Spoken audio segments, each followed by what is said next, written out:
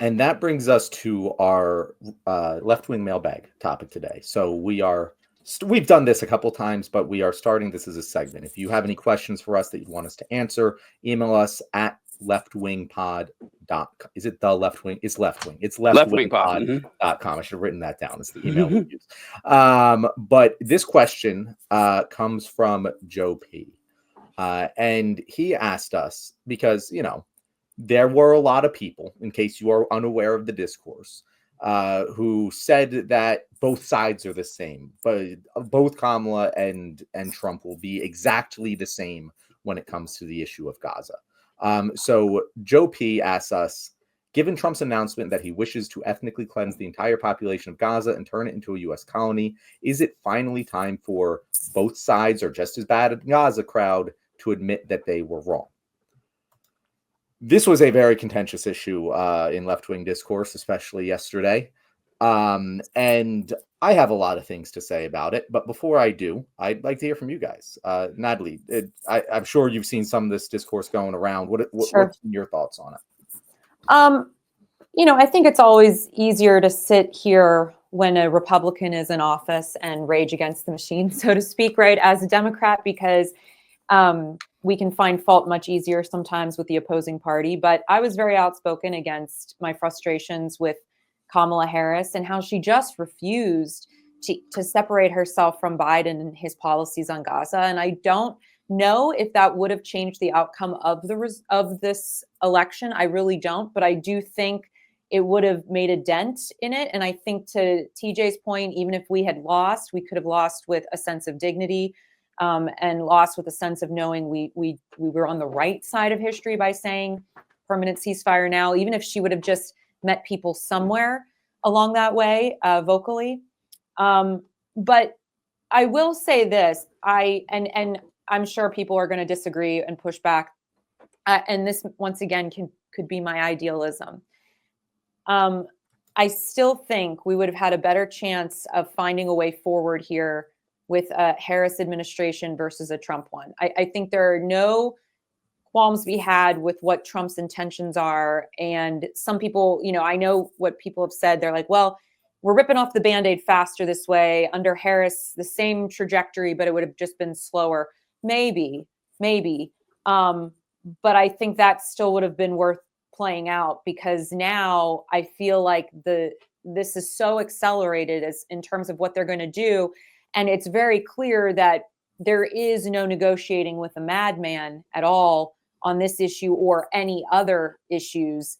So I guess at the end of the day, when I look at the larger picture, of course, I don't want Trump in office for many reasons.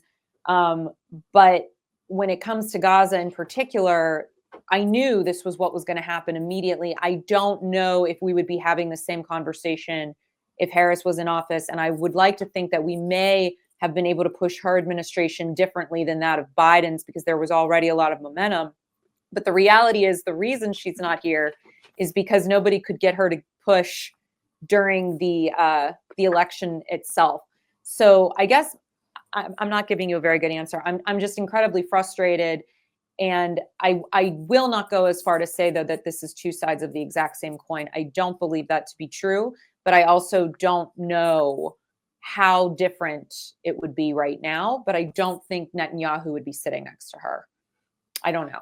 That was one of my things. I was like, you're really going to tell me that Bibi's face there would have been the same during a Kamala press conference? I don't fucking think so. Right. Like when he had that press conference with her, they looked like they like a couple that just walked out of the car after a fight. Right. And they were trying to talk to the rest of the party. That looked like Bibi was giving everything beyond his wildest dreams. Oh, 100%. This is an enabler. Yeah. Mm-hmm. TJ, what are your thoughts? What was the question again, John? Yes, the question was, to repeat our left-wing mailbag question. If you have questions, make sure to email us at leftwingpod@gmail.com. But the question was, given Trump's announcement that he wishes to ethnically cleanse the entire population of Gaza and turn it into a U.S. colony, is it finally time for the both sides will be just as bad in Gaza crowd to admit that they were wrong? I don't know the value of admitting they were right or wrong. I really don't. The election's over, right? It's just like, I kind of with you, John, what you were saying about, the time for the left to point fingers and fight over this is kind of over in a lot of ways. Like, what's done is done. And what I'm more concerned, like, my life, I have a life and it moves in one direction forward, right? It's kind of like trying to like, we talked about it one episode a while ago, that there's a lot of people out there who are still making content dunking on people who drew the line that I'm not voting for a continuation of the genocide and saying, this is your fault. What's wrong with you? All right, if you believe that, okay, but that's not going to go back in time and win this election. Like, I think that conversation needs to go on. Well, where do we move from here?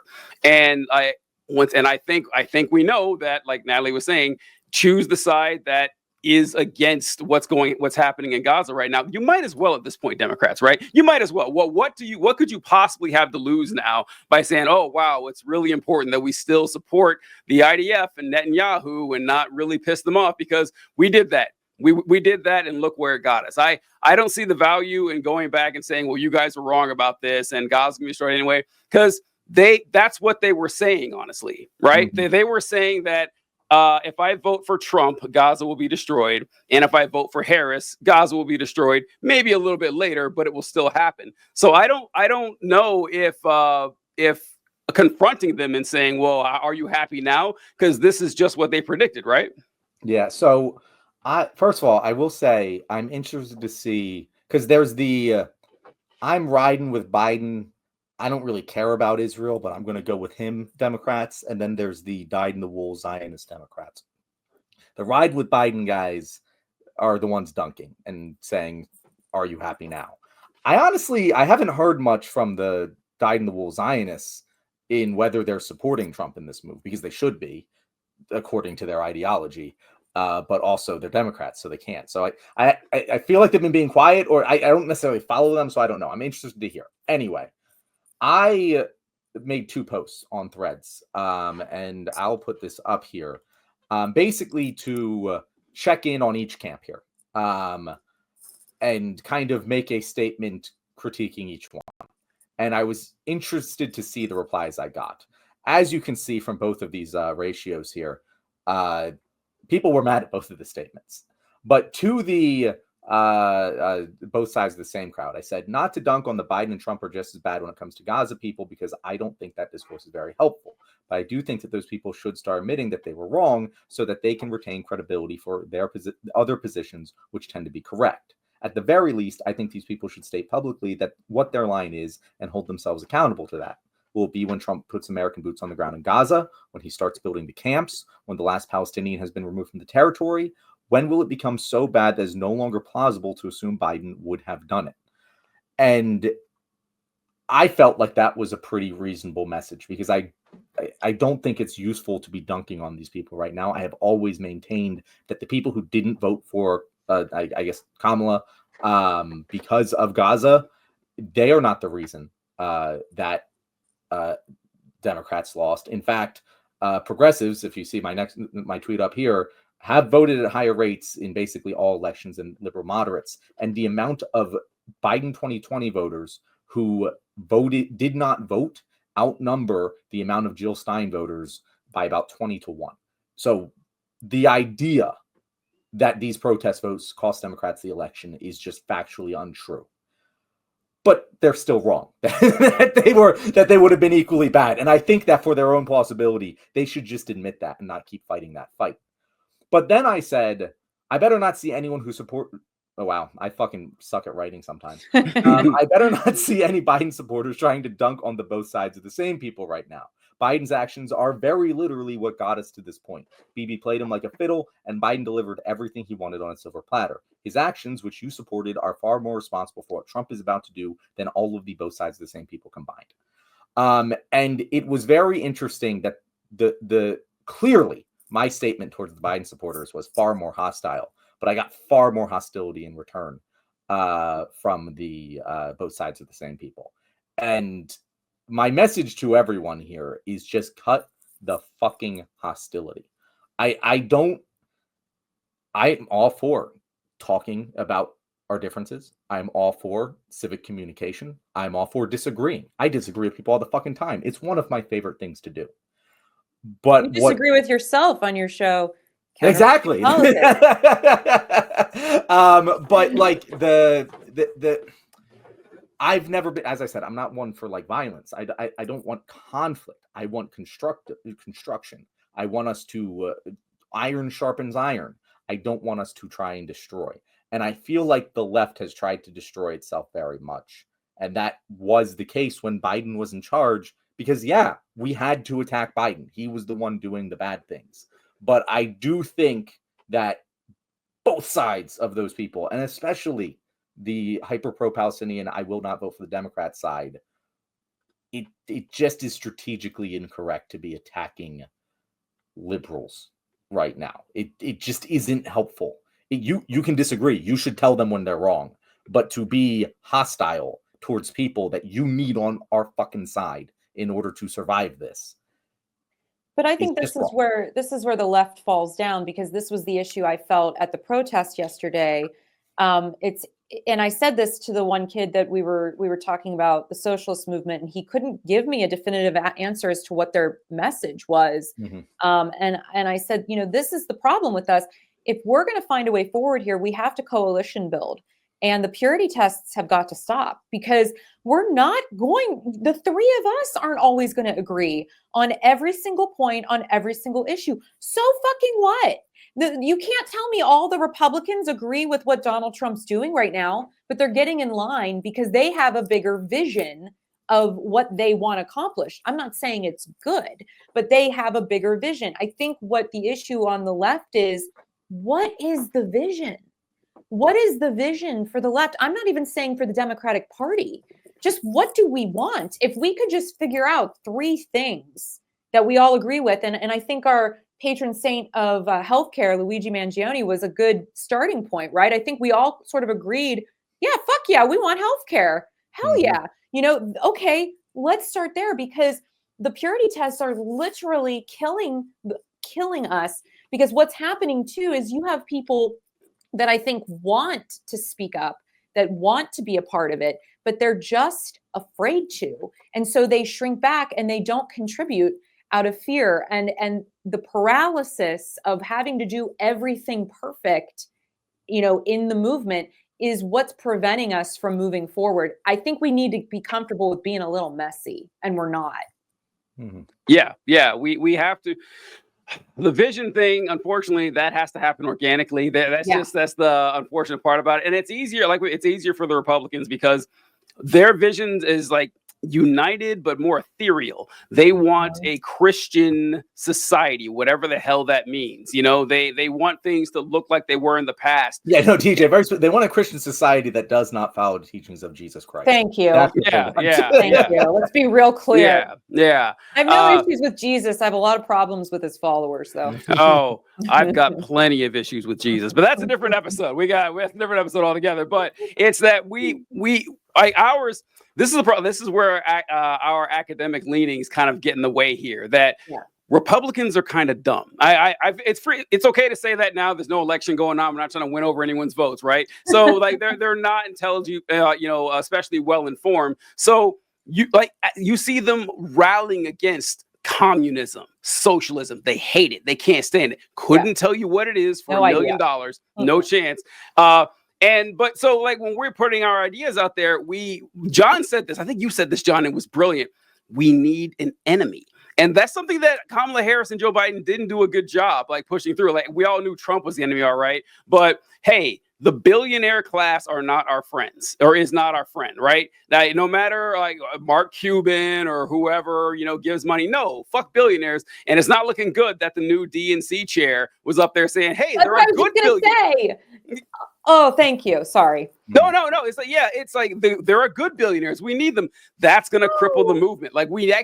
You can't develop class consciousness among the people to vote for you when you're saying, actually, the aristocracy is fine. We just got to find the right ones to help us out along the way. So I think healthcare was a good one. Healthcare was good, and maybe it can be fired up again. But everyone has their little pet projects, and I think that losing may help us. Okay, let's next time try to get this all together again. But I don't know. It might take longer than I'd like.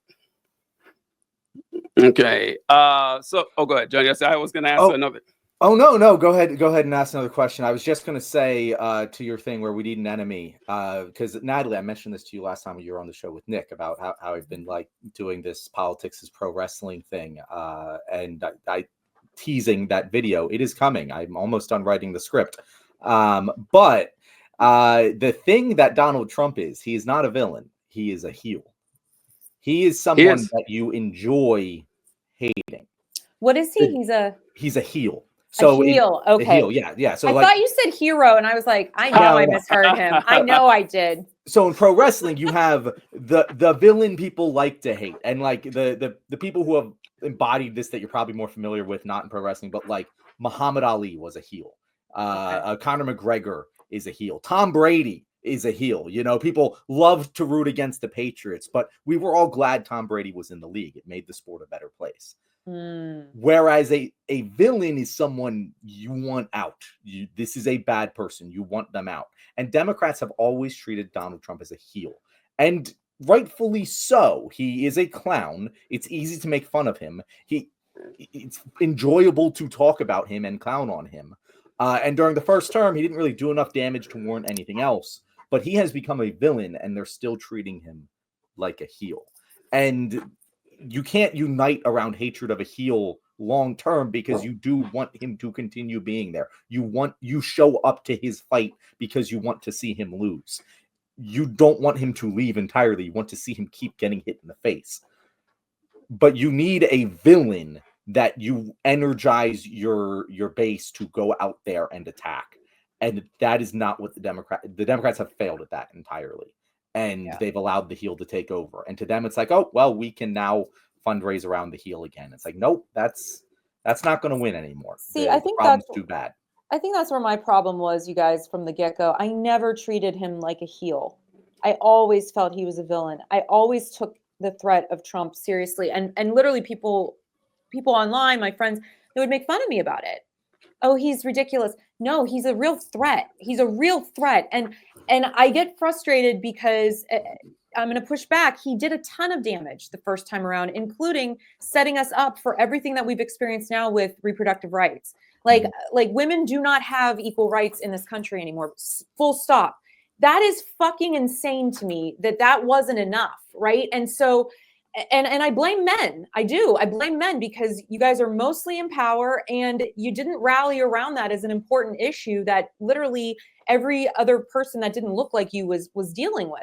So for me, he did a ton of damage just with that one thing alone, let alone what he did with the Supreme Court and with the tax cuts for the rich, et cetera, EPA, everything. But I guess what I'm most frustrated about now is now that he's back in power and we do have him, you're right, as a true villain this time around, there's another villain, right? Elon Musk. And I think he's somebody that in a weird way, even the right could rally against because he's an unelected billionaire, right? He's sort of become this self-imposed oligarch.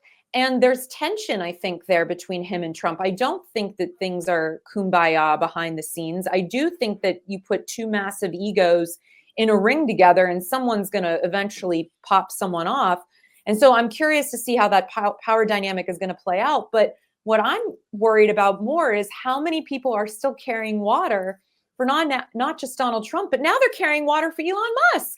And I'm just like, this dude is not your friend. And every single time I mention that on any of my social media platforms, the amount of bros that show up in my DMs to try to school me and put me in my place, it literally makes me want to throw up because it's just, how do you not see the existential threat that we are now facing? This man has your social security number. Like I am at a loss as to what it is going to take for people to recognize the danger that they are in.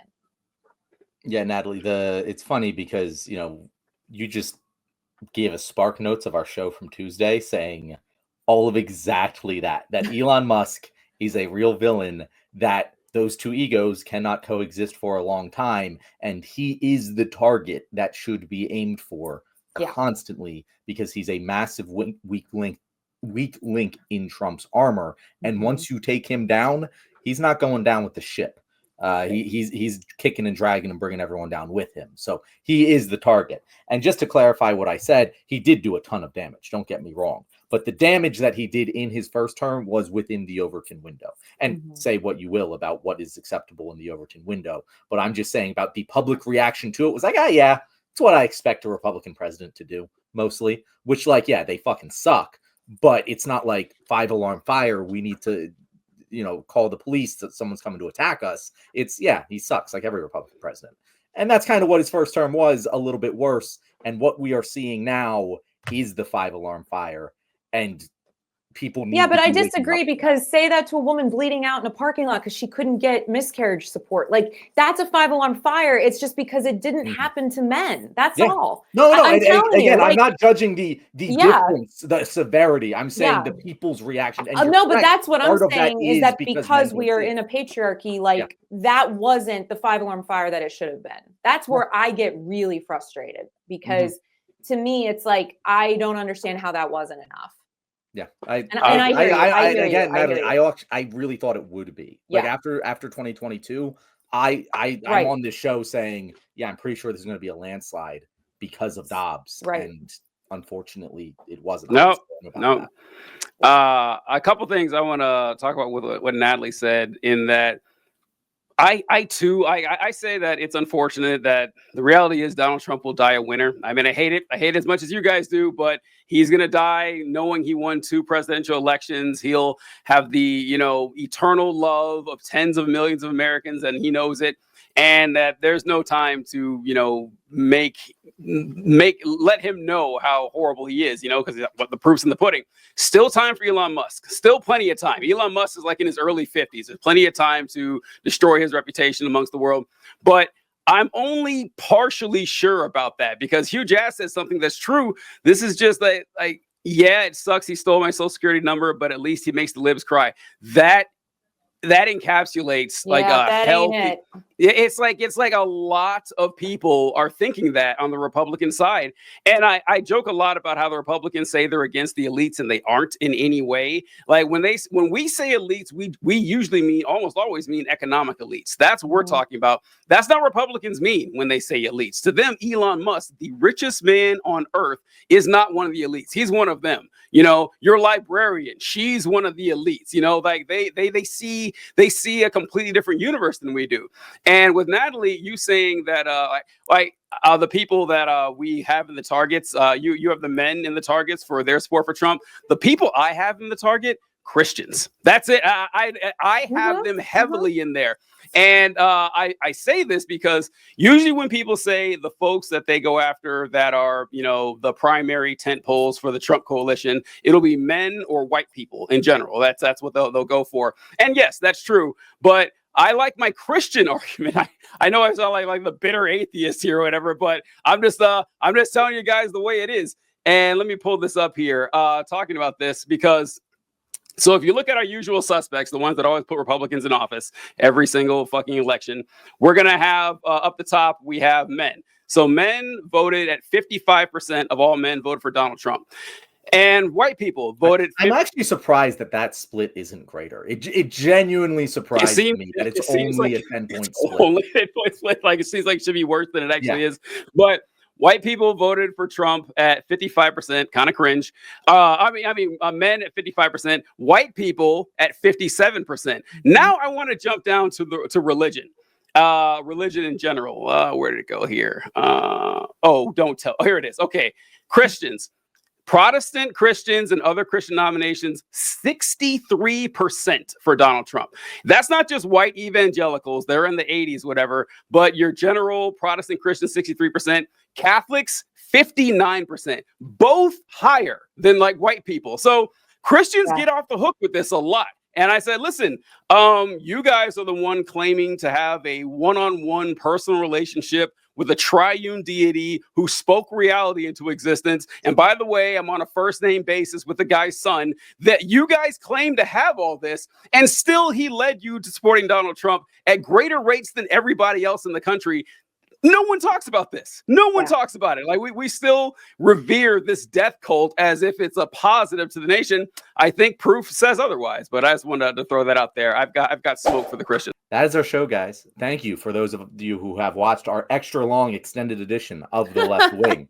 If you enjoyed this video, whichever one you just watched, let us know what you think. If you disagreed with us, if you like the new segment format, we want to hear it all. And if you have any questions for us, definitely send them to leftwingpod@gmail.com. If you want to know where to find our wonderful guest, Natalie, how about you tell people where they can find you? They should know by now. You've been on. No. I appreciate always being on with you guys. I had so much fun as always. And you can find me on Instagram, Facebook, LinkedIn, Twitter, TikTok, all of them at Natalie Bencivenga. You can also go to my website, nataliebencivenga.com. And I just started a Substack newsletter, which has been super fun. And I think I'm up to like 80 some subscribers already, Nice. which is really cool in just a couple weeks. So if you want to check me out over there, I'm doing a Facts Over Fear newsletter, which is an extension of my web series Facts Over Fear that I do with Penn Capital Star. And yeah, I appreciate being with you guys. And you can also check me out on the radio, kdkaradio.com. Every Saturday, I'll be on this week from 2 to 5. We will make sure to follow your Substack with our new Substack as well. If you look up the Left Wing, we also posted our first Substack. So we got to do, I don't know how so Substack cool. works. We're still learning, but we'll do a joint one at some point. I like it.